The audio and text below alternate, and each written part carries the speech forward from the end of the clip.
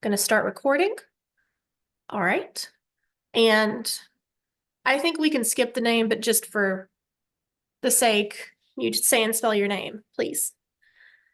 I'm Linda Peek Schacht, LindaPeekSchacht. All right.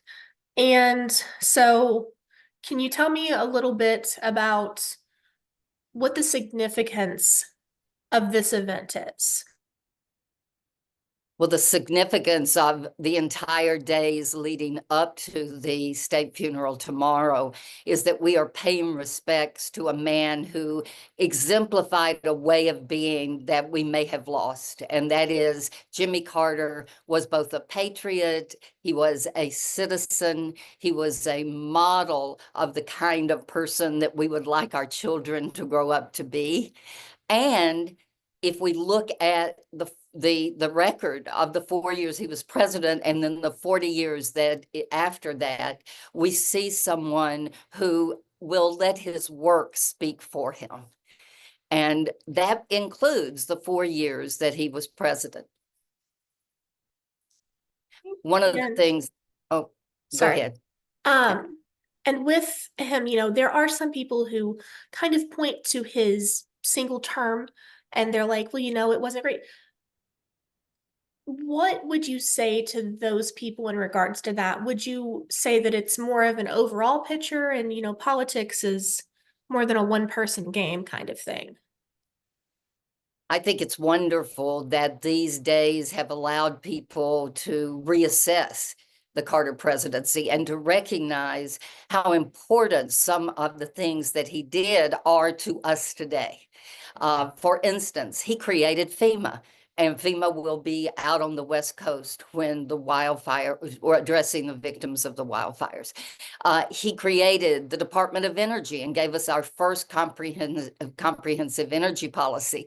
He negotiated the longest standing treaty in the Middle East, and that is the Camp David Accords.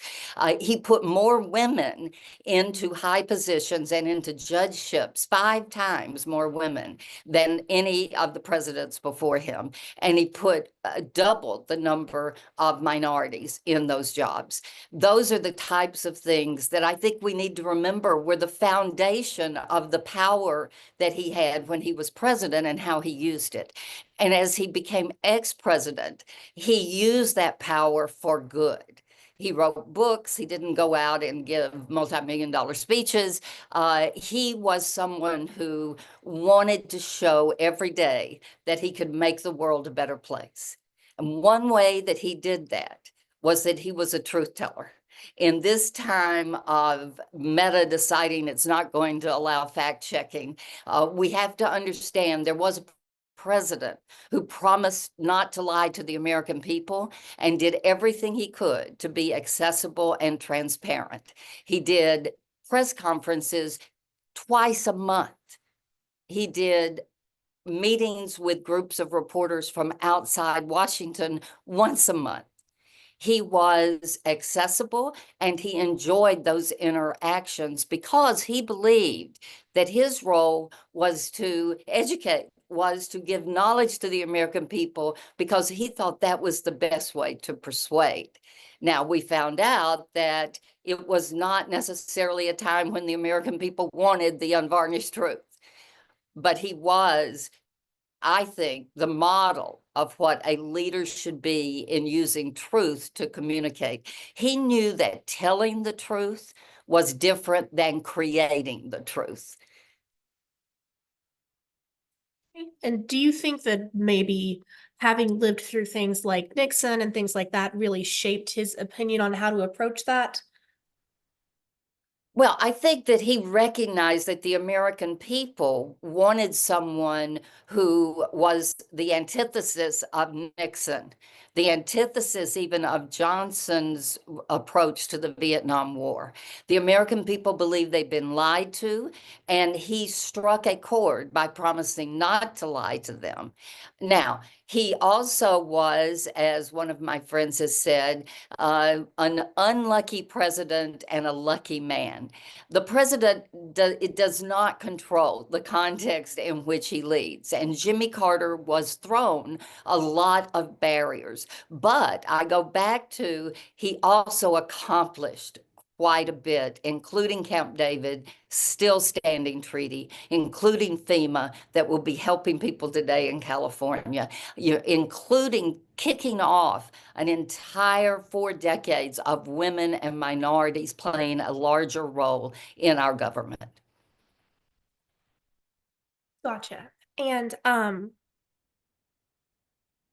you just kind of briefly explain what you did in his administration, please? Oh, gotta mute myself. Shoot, I pushed a bunch of buttons. You're fine. I'm just over here being a dipstick. All right. Jimmy Carter promised not to lie to the American people, and one of my jobs as a press aide in the White House and in his campaigns and then as press secretary of the re-elect campaign was to help him keep that promise. One of the ways he did that was to be more accessible than any other president before him to the press and to the people.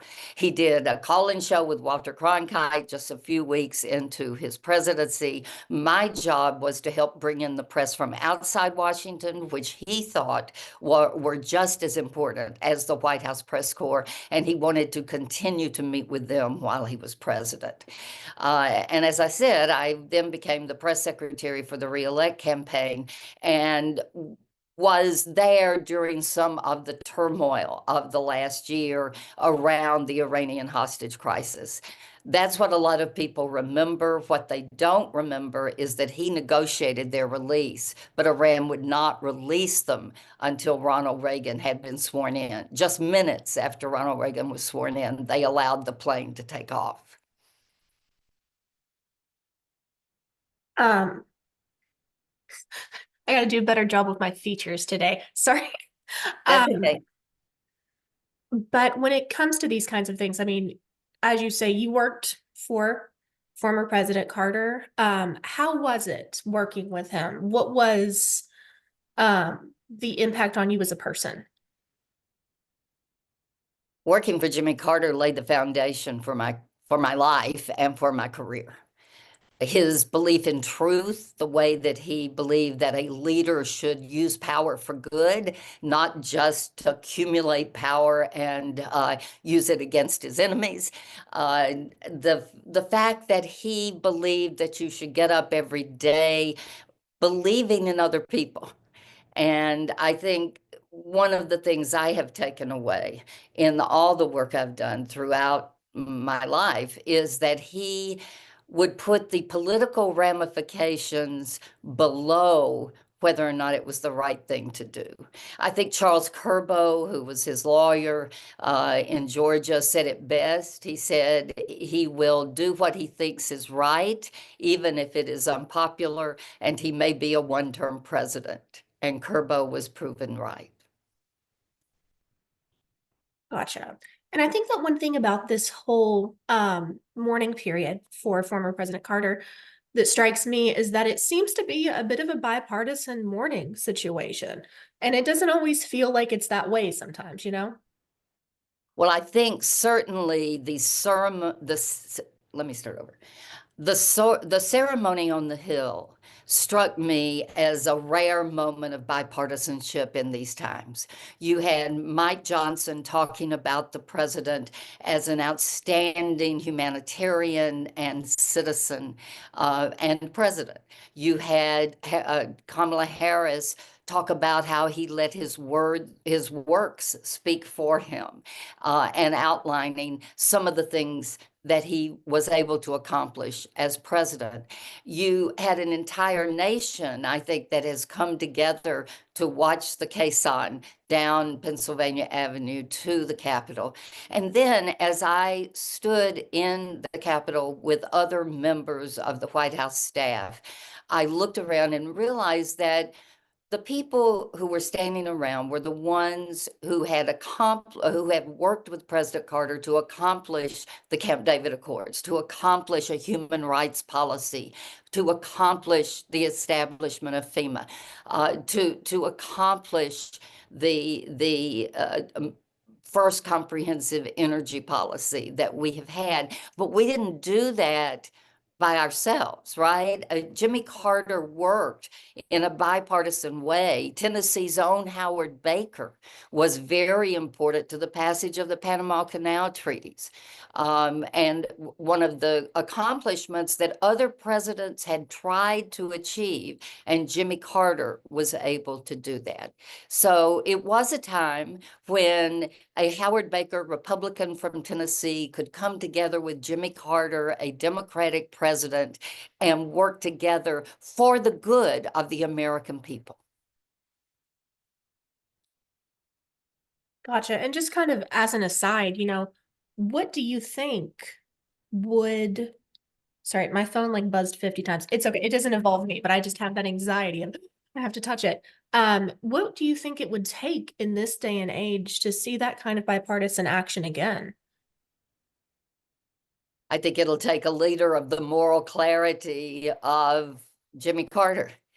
I think the thing that we have lost is the ability to work together, the ability to see power as a force for good, not a force for accumulating power for its own sake or for punishing your enemies.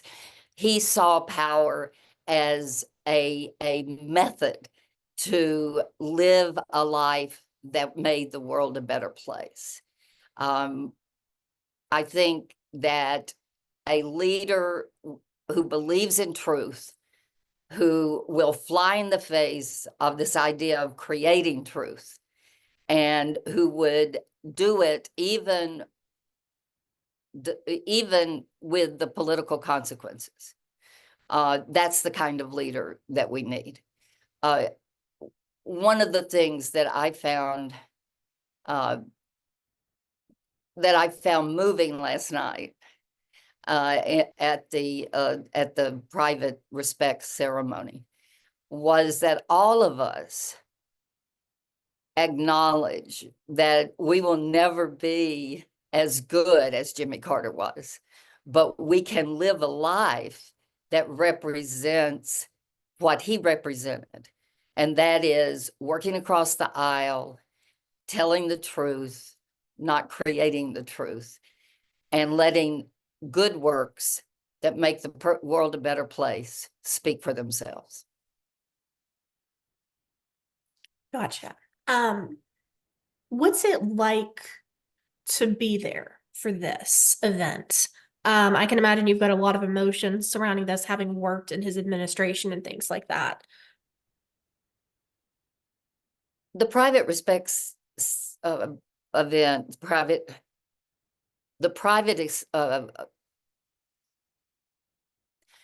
private respects ceremony last night for the White House staff was much more moving and affected me in a deeper way than I thought it would.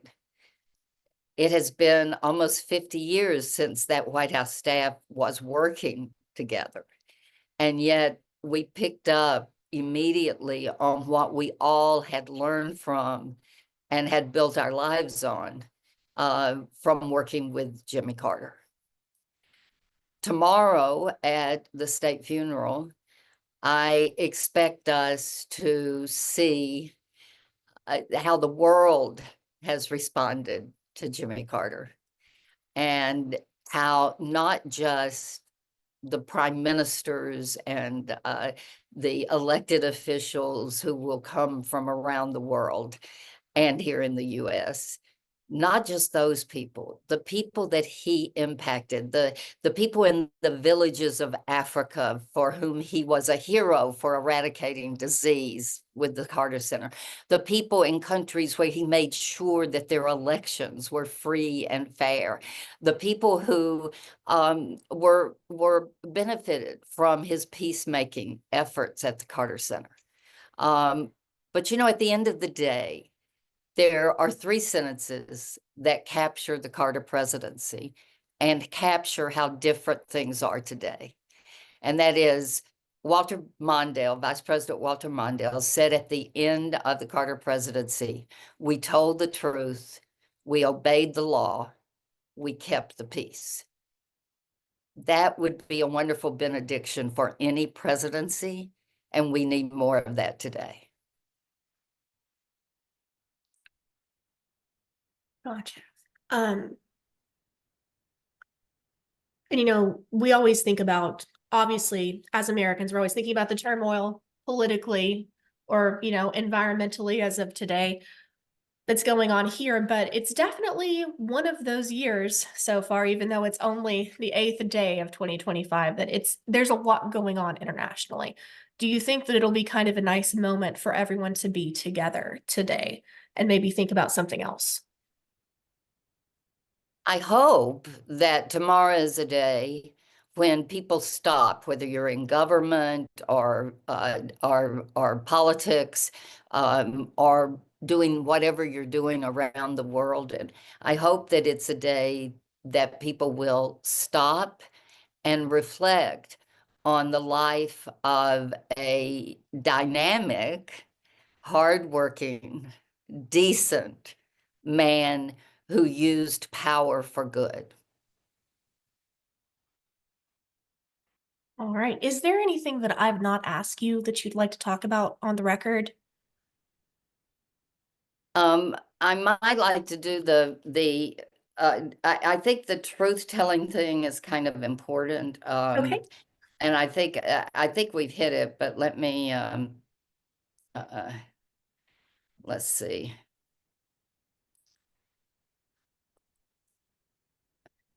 Why don't we do just a truth telling section and let me just talk a little bit about that. Okay, gotcha. I can't remember what I said this morning and what I've said with you. Sorry. It's That's hard okay. to remember sometimes.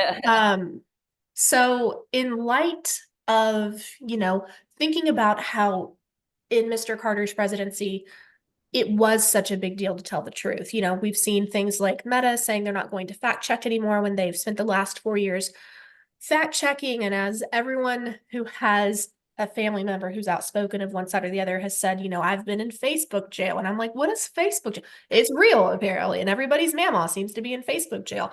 And now they're walking that back.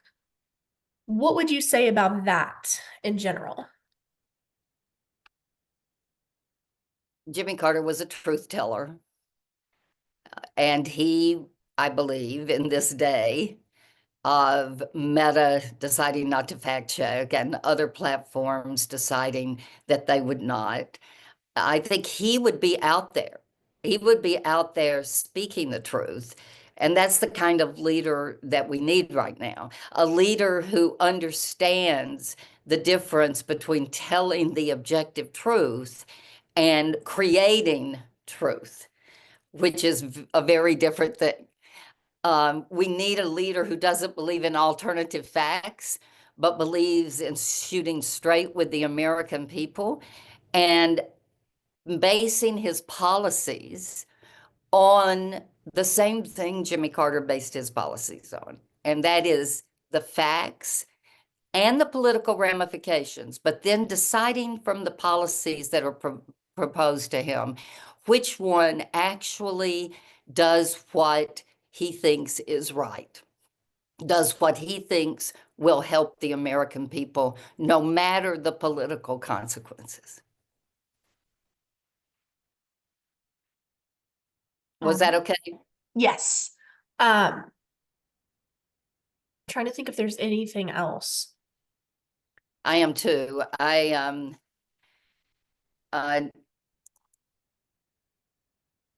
I'm trying to think of, I mean, some of the commentators just drove me crazy yesterday because they clearly had not done any kind of research on the Carter presidency. It feels a And lot more like everybody just goes off of vibes these days. yeah, it was very interesting. One other thing, and I'll just say this, and one other thing that the Carter presidency and President Carter did was establish the office of the First Lady and to give the First Lady substantive roles in the administration. That was the first time that had been done, and of course it has continued to this day. He also created really the modern vice presidency by making Walter Mondale his partner, meeting with him every week and depending on Walter Mondale, who was a Washington insider, to help guide the administration's policies through Congress. So he created the modern First Lady's office and the modern vice president's office in the way that they were used very substantively by the president. All right, I'm going to go ahead and stop the recording.